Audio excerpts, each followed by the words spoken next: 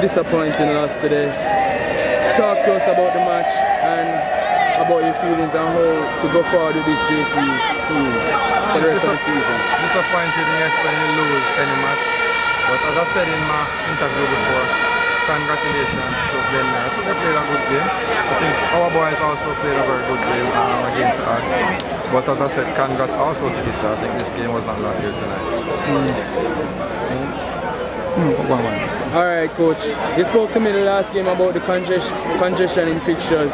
Did you think that played a toll on your players today? No, it was not a matter of fatigue. Both teams were actually going for it for the entire 90 minutes. But as I said, and I repeat, congratulations to Denver, but congratulations also to ISSA. Coach, I want to talk to you about the goalkeeper today. Coach, rather letting some soft goals, that you could have probably avoided. What do you think about when you look back on Lynch suspension? Did that play a part today?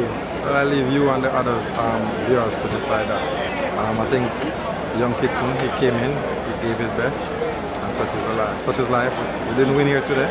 We have a quick turnaround, as I said. We have a game on Tuesday, and that's the one that we have to focus on. The one behind us is gone. We have to look at the one ahead. What do you think you can do to motivate this side to go on for the rest of the season? I don't think these boys need motivation.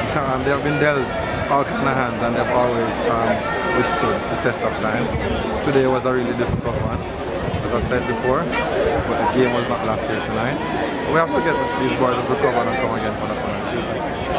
All right, coach. Thank you so much.